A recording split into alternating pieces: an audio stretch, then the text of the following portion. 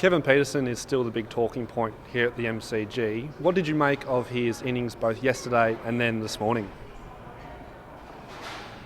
I can never tell what's in Kevin's head. He's an extraordinary player, has been an extraordinarily talented player for England, played some wonderful match-winning innings. And then this series, he's given away his wicket with some silly shots. 4 out of 6 have been silly. Traps have been set well by the Australians. And he just wants to beat the trap all the time. And that's not sensible. You have to sell your wicket dearly. He's got out, he's got criticised for it, and rightly so.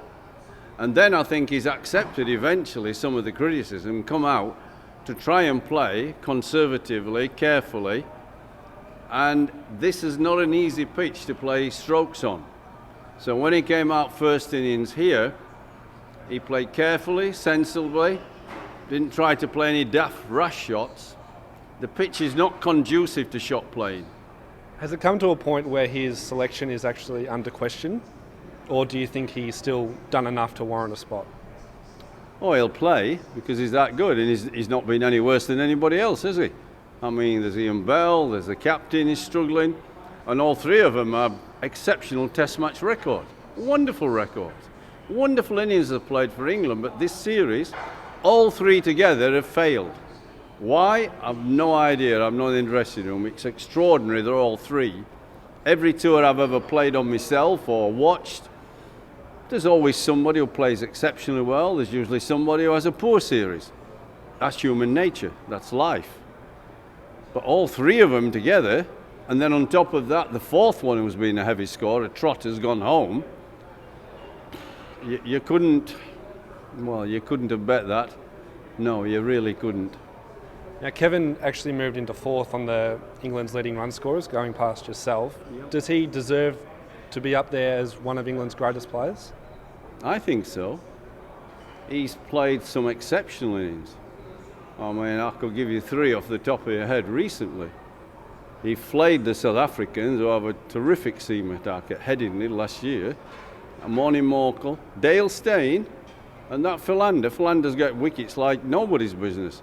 And then he played an innings in Mumbai where it turned quite a lot, played very sensibly, constructively, hardly played a bad shot till he got to about 70, played perfectly for the team, and then he just went berserk and smashed them all around the park. It was pretty exciting, let me tell you. And then he played an innings in Colombo. We got beaten in Galle. He's on the south coast of Sri Lanka.